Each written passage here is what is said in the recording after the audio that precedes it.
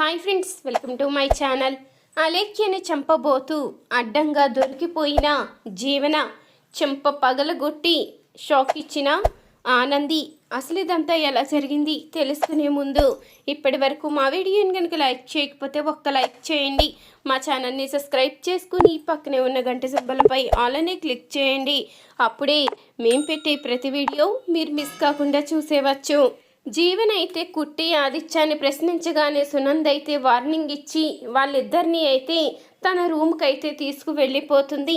అది చూసిన జీవన్ అయితే ఇదేంటి మరీ విడ్డూరంగా ఉంది, ఏదో సీక్రెట్ ఉండుంటుంది తెలుసుకోవాలి అంటూ డోరు పక్కనే ఉండి వాళ్ళ మాటలు వినడానికైతే అక్కడే నుంచుని ఉంటుంది.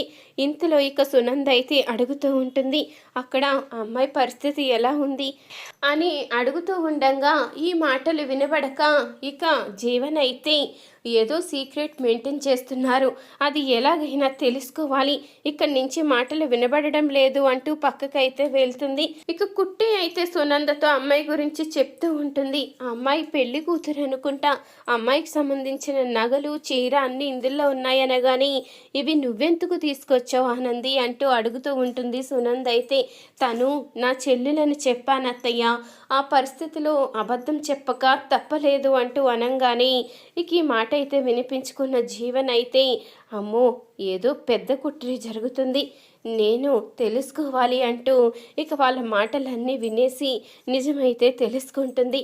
అంటే అత్తయ్య గారు ఎవరో అమ్మాయికి యాక్సిడెంట్ చేశారు, ఆ నిజాన్ని దాచిపెట్టడం కోసం ఏమీ తెలియనట్టు నా దగ్గర నటిస్తూ అలా గాంభీరంగా నన్ను భయపెడుతూ అక్కడ వాళ్ళని లోపలికి తీసుకువెళ్ళి ఇంత బూరుపుటాని చేస్తున్నారా, వీళ్ళు మామూలు కాదు అంటూ ఇక జీవన్ అయితే తన మనసులో అనుకుంటూ ఉంటుంది.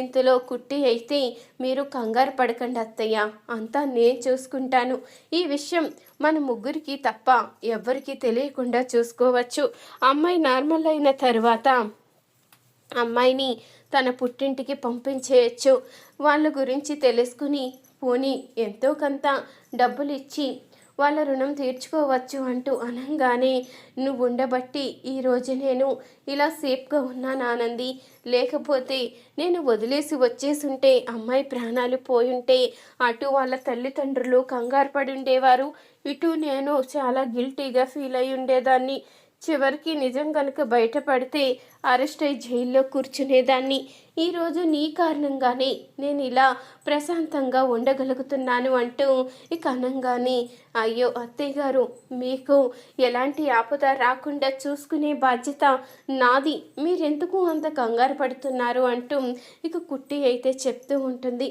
సరే నువ్వు ఉదయం నుంచి చాలా టైర్డ్ అయి ఉన్నావు కదా, వెళ్ళి రెస్ట్ తీసుకో అంటూ ఇక సునంద్ అయితే చెప్తూ ఉంటుంది.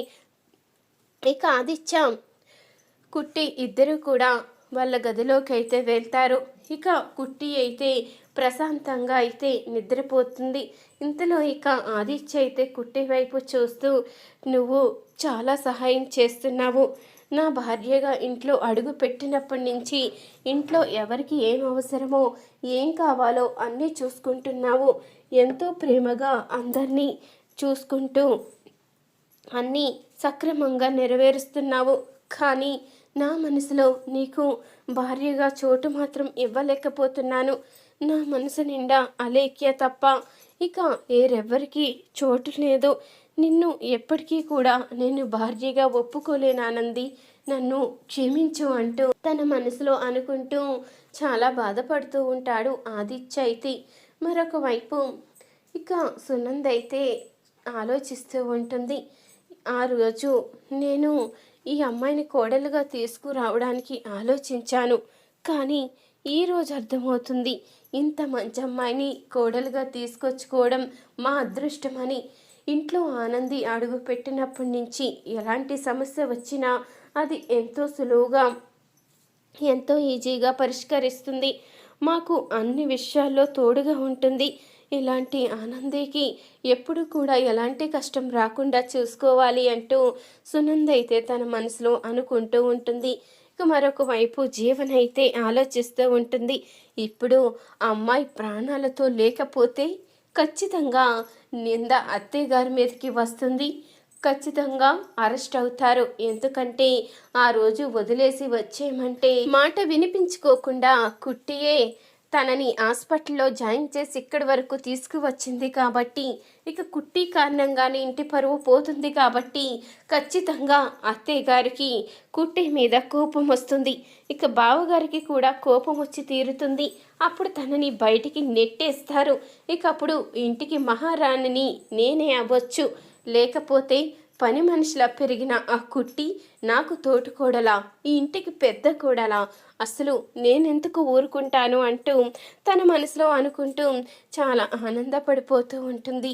ఈరోజు నాకు మంచి అవకాశం వచ్చింది. రేపు ఉదయాన్నే వెళ్ళి ఆ హాస్పిటల్లో ఉన్న అమ్మాయిని చంపేసి పోలీసులకి ఇన్ఫర్మేషన్ కూడా ఇవ్వాలి. అప్పుడే నేను అనుకున్నది సక్సెస్ఫుల్గా నెరవేరుతుంది అంటూ ఇక తన మనసులో అనుకుంటూ ఎంతో సంతోషపడిపోతూ ఉంటుంది జీవన్ అయితే. ఇక అనుకున్న విధంగానే ఉదయం అవ్వంగానే ఇక జీవన్ అయితే హాస్పిటల్ దగ్గరికి అయితే వెళ్తుంది. ఇక హాస్పిటల్కి వెళ్ళంగానే బయట అయితే నర్సు ఉంటుంది. ఇప్పుడు ఈ నర్సును చూస్తే నేనే లోపలికి వచ్చానని తెలిసిపోతుంది. ఇది అటువైపు వెళ్ళినప్పుడు నేను లోపలికి వెళ్ళాలి అంటూ ఇక అక్కడే నుంచి చూస్తూ ఉంటుంది జీవన్ అయితే. ఇంతలో ఇక నర్సుని డాక్టర్ అయితే పిలవడంతో ఇక నర్సు పక్కకి వెళ్ళడంతో జీవన్ అయితే లోపలికి వెళ్తుంది. నువ్వు ఖచ్చితంగా ఈరోజు పైలోకానికి పోతావు. నీ ప్రాణాలు ఆనంది నిలబెట్టింది, నేను నీ ప్రాణాలు తీసేస్తున్నాను. నేను నీ ప్రాణాలు తీయడం వల్ల నాకు చాలా లాభం వస్తుంది.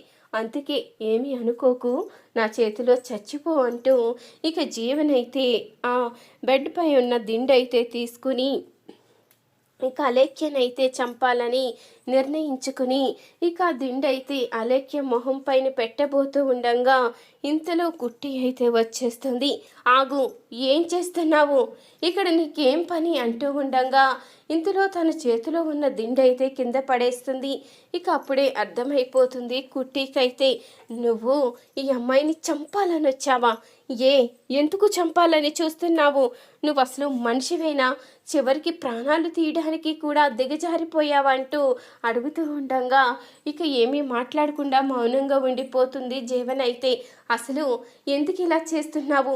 ఈ అమ్మాయి నీకెవరో తెలియదు, ఎవరో తెలియకుండా అసలు నీకేం అన్యాయం చేసిందని తనని చంపడానికి కూడా కుట్ర చేస్తున్నావు అనగానే, తను నాకు అన్యాయం చేయలేదు, నువ్వు నాకు అన్యాయం చేస్తున్నావు. ఇంటి పెద్ద కోడలుగా పెత్తనం చెలాయిస్తున్నావు. అత్తయ్యగారిని కాపాడినట్టు నటించి ఇంకా గొప్ప పేరు తెచ్చేసుకున్నావు. నాకంటూ ఎలాంటి విలువ లేకపోతుంది. నువ్వు గనుక ఇంట్లో లేకపోతే నిన్ను బయటికి నెట్టేస్తే నేనే ఆ ఇంటికి మహారాణిలా ఉండొచ్చు అంటూ ఇక జీవన అనంగానే జీవన చెంపైతే పగలగొట్టి, నువ్వు మహారాణిలా ఉండడానికి, నీ పైచాచిక ఆనందానికి ఎవరు ప్రాణాలో బలి పెడతాను అంటే ఎలా చూస్తూ ఊరుకుంటాను? ఇన్ని రోజులు నా విషయంలో నువ్వు ఎన్ని కుట్రలు కుతంత్రాలు చేసినా నోరు మూసుకుని ఊరుకున్నాను. అలాగని ఇప్పుడు ఈ అమ్మాయి విషయంలో అలా చేస్తాను అంటే అసలు సహించేదే లేదు. నిన్ను ఎప్పటికీ వదిలిపెట్టేదే లేదు. అది గుర్తుపెట్టుకో. ఈ విషయం బయట పెడితే నీ కాపురం ముక్కలైపోతుంది. అత్తయ్య గారు నిన్ను మెడ పట్టుకుని బయటికి గెంటేస్తారు. ఇంకొకసారి కనుక నువ్వు ఇలాంటి ప్రయత్నాలు చేస్తే మాత్రం ఖచ్చితంగా అదే జరుగుతుంది అంటూ ఇక ఆనంది అయితే జీవనకు దిమ్మ తిరిగే షాకే ఇస్తుంది. చూసారు కదా ఫ్రెండ్స్, రాబోయే గదిలో ఖచ్చితంగా ఇలాగే జరగబోతుంది. ఇలాగే జరగాలి అనుకునేవారు మా వీడియోని తప్పకుండా ఒక లైక్ చేయండి. మా ఛానల్ని సబ్స్క్రైబ్ చేసుకుని పక్కనే ఉన్న గంట సింబలపై ఆల్ అని క్లిక్ చేయండి. అప్పుడే మేము పెట్టే ప్రతి వీడియో మీరు మిస్ కాకుండా చూసేవచ్చు.